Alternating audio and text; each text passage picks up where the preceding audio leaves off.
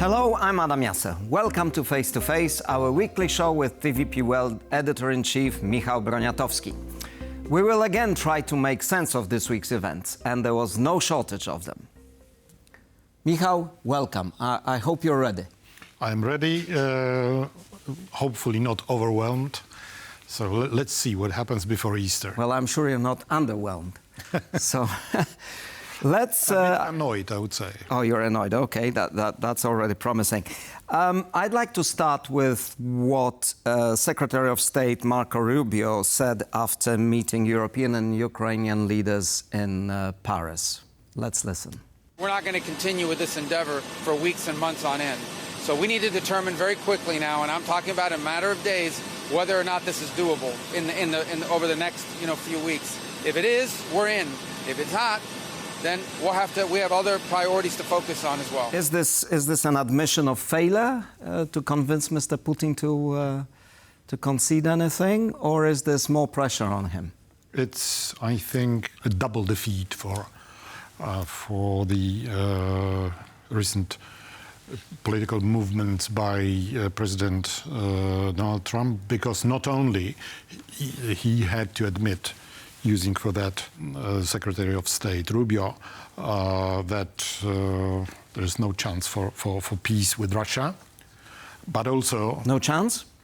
I don't think there is a chance. Okay. So far... But it's not... Okay. I said double. All right. And the second one is that Marco Rubio said that after meeting in Paris, top representatives of Europe, top representatives of the coalition of the willing, and which means that other foundation of his new policy, global policy, that Europe he doesn't need Europe to run the world, is gone. Because in the end, he comes to Europe and says, sorry, I didn't make it. So next steps, I think, will be with both Europe and Ukraine, for this matter, sitting at the table, not somewhere in a distance. And I don't think that being nice to Russia will do any good. And I think that Mr. Trump has finally realized. Right. Yes. Well, his statements earlier this week, he came back to this idea that Ukraine is responsible for the war. This is... I thought that the limit of outrage has been used up by Mr. Trump. But Trump deals in outrage, right? And we're getting used to the fact that he deals in outrage. But what Rubio said was actually quite important because, again, I would like to return to this question. Is this still messaging to Putin now or forget about it? Yes, but I see no point because you could hear the immediate answer from Moscow that we are ready for a compromise on our conditions. Compromise on our conditions? Well, on our terms, right? Compromise on our terms. It is, it's not a quote, but this is what Mr. Peskov, Putin's spokesman, said. But in fact, this amount to that we are not going to change our policy towards... But the amazing thing is that at the end of the day, Ukraine didn't concede anything, really. Well, we don't know what is the final text of this agreement on the Ukrainian minerals, which will be... to which Americans will have the right to be first to invest. But what I meant was Ukraine has not conceded anything to Russia. There are some things which they had to concede, like, for example, this so-called ceasefire on attacking energy infrastructure. Infrastructure, because it meant that Ukraine or using navy in the Black Sea. These are two elements in which Russians don't have advantage over Ukraine, because Ukraine was capable of first stopping Russian Navy in the Black Sea and being capable of attacking targets inside Russia. Very, very deep inside the Russian territory. So this was a concession on which Russia did not react, or it did react, attacking civilian targets instead. Right. Another interesting, you already mentioned... But let me finish this outrage, because... Okay. Let's carry on with the outrage then. Yes, you didn't want me to finish with being outraged. And I am indeed outraged, and I feel these days over. Everybody in the world could see the result of the attack of 2 missiles. It was not 1 missile. So if you send 2 missiles which land in the same place and are equipped with... cluster munitions. Yes. It is not a mistake, as Mr. Trump announced, and complete lack of sympathy to the suffering of Ukraine. If you want to be a middleman, you need to at least be able to tell one side, well, don't do outrageous things, and to say, I'm sorry for what happened to you, to the other side. It didn't happen. So I think Trump lost a chance to really become a credible middleman. Not for the first time. But perhaps, this is the instinct that he's got, that big politics, big politics is done by big powers. So that's why Mr. Rubio is talking to the French, to the British, to the Germans, to the Italians, all old European powers.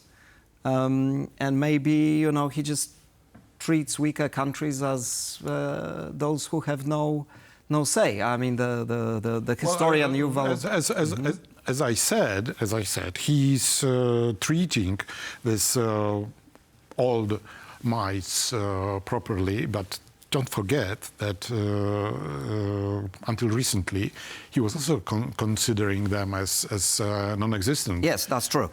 But, Poland is not there. I think Poland is not there because Poland is constantly... if you look at the statements from Mr. Tusk and other Western leaders, he's very, very constrained in criticizing America. And he knew that there will be a confrontation, or could expect a confrontation in Paris. And probably that's because Poland was absent there, because otherwise it doesn't make sense, because Poland was on the forefront of creating this coalition of the willing. This is my positive opinion. Right. Could it be that Mr. Rubio is just impatient with Poland because Poland is so clearly on Ukraine's side and he just doesn't want Poland in that format? As I said, Poland, well, everybody is clearly on for example, France and Britain are saying that they want to send troops to the ground in Ukraine, while Poland is vehemently denying such a possibility. So there's no reason to be angry with Poland. Right. The historian Yuval Harari wrote in the Financial Times that President Trump blaming Ukraine reflects his view that weaker states in general have nothing to say. Well, this is unluckily the case of Mr. Trump, who believes that in raw power. Yeah, he believes in raw power. In him saying himself and his people, including Marco Rubio, it is not our war. Of course it is their war. This is the war of the West. It's Biden's war. I just wanted to remind you. It's all President Biden's fault. Yeah, and Zelensky, who was, misbehaved. But that's Harari's point. He blames Zelensky because in Trump's view, in general, if you're weaker, you should not fight. You should surrender. You should surrender. I don't know how to comment on this. I think it speaks for itself. Okay. I hope this way of running politics will disappear. And the first example of that we saw today in Paris, where, as I insist, Trump and his Secretary of State admitted that their politics... There's something more, which I noticed, which is interesting to me, that Rubio probably for the first time also said that security guarantees for Ukraine will have to be part of the package, which is again, they are listening, coming around. They are coming around to the European position. I think that the greed, which means the desire to put hand on the Ukrainian minerals, will finally convince Mr. Trump to give some guarantees, because refusing security guarantees for Ukraine in the situation in which it is fighting with a much stronger enemy. Yes. And Rubio explicitly said that Ukraine has legitimate concerns not to be attacked again. I'm paraphrasing, but this is, this is what he said. As I said, Mr. Trump is listening. Okay, well, maybe not Mr. Trump, but his advisors. Which brings me to the subject of, we're approaching 100 days of Mr. Trump's second presidency. And there was lots of promises at the beginning. There were some moves, such as, tariffs, and many of these decisions were reversed. We had Elon Musk promising huge savings from his Doge activity, or Doge, I don't know which is the... Doge. And in the end, he produced minuscule savings, while at the same time doing some serious damage to institutions. And there is even a report today from a whistleblower that Russians got access to some emails and data, 10 gigabytes of data transferred. Yes, and this whistleblower is saying this is two possibilities.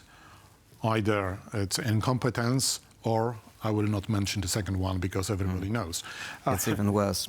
I think this is what Elon Musk was ordered to do, was something which was mainly calculated for the domestic audience, removing this Washington swamp, bureaucracy, and so on and so on. But instead of taking care of bureaucracy, they started taking care of people who think differently, who don't agree entirely with Trump and his politicians. What happened, he's not only losing this fight, but also losing respect for the US in the world, because closing USAID, expected closing of Radio Free Europe, Radio Liberty, it definitely doesn't help.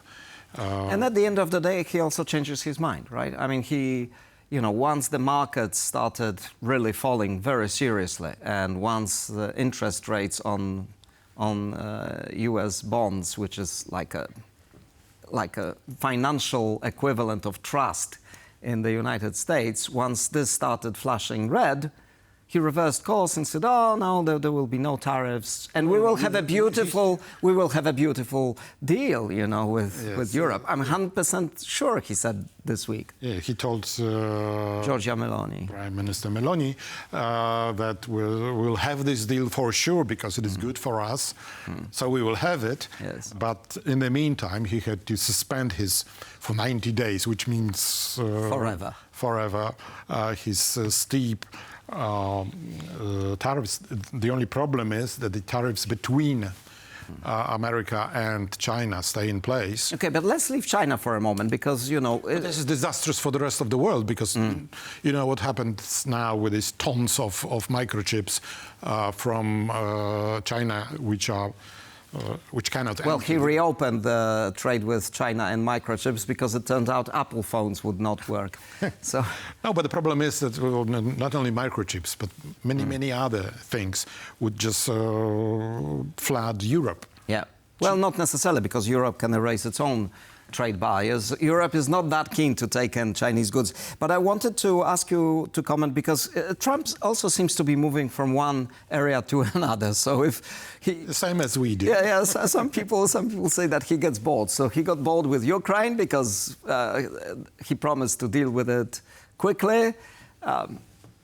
No luck, so he's moving to the next stage. And this week he launched an attack on the central bank governor, Jeremy Powell, blaming him for for keeping interest rates too high and saying he needs to be terminated. You know, and of course, you know, again, the grown-ups in his administration had to rush back to him and say, any? well, you know, Mr. Rubio, certainly, and I think the Secretary of the Treasury Secretary, Mr. Besant, is also a grown-up, and apparently he came to the White House and, you know, don't do that because the markets will just flow, you know, even more money is going to flow away from United States assets. So, you know, there are checks on his power, basically. There are checks on his power, but he's studiously trying to dismantle all these checks. Not only he's saying that the central banker, which has an independent say on fiscal... on interest rate policy. On interest rates, he also ignores, ostensibly ignores, the unanimous verdict of the Supreme Court, 9-0, that it was illegal to deport this Salvadorian emigre back to Salvador, and they don't want to do anything about it. You know, he's using, and he's also attacking judges wants to remove their immunity. He's also using the parliament, which, like the Congress, as a voting machine. Yes. The example of that you could see when they approved all his very strange proposals for top positions in the government. So he's just trying, really, and it's not in words, it's in deeds, that he wants to become a single ruler. I don't want to use the word dictator, but Americans know the first line of the Declaration of Independence, which is "We the people." Now it looks like "We the Donald." Right. Okay, well, delivery matters, and so far there's not that much delivery on his part, but it's only 100 days, so maybe things will change soon. But I wanted to ask you about something else. You know, we had an interesting development in Poland this week. Prime Minister Tusk launched his own version of America First. I could call it Poland First. He called for repolonization. What's behind this? Domestic politics, elections. Oh, well, that's obvious, isn't it?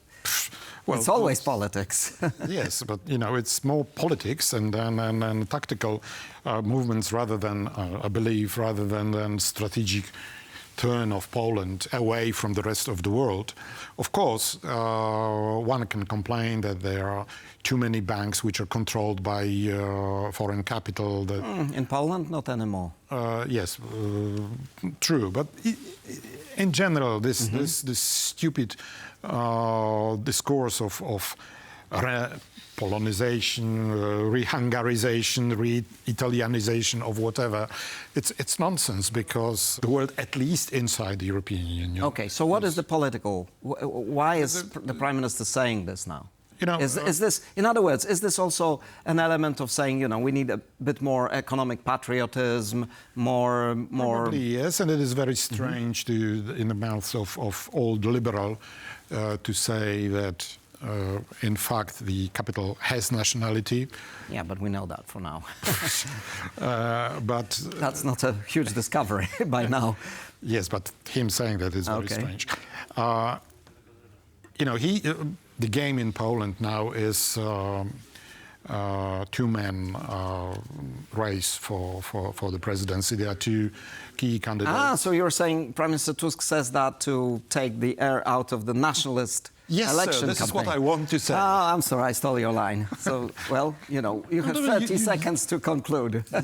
You knew it from the very beginning, even when you started asking. Well, I was trying to lead you on. So yes, indeed, it was an intervention in the electoral campaign. It will definitely, you know, open the door in front of the running counter-candidate, which is the candidate who is chasing Tusk's candidate, Mr. Trzaskowski.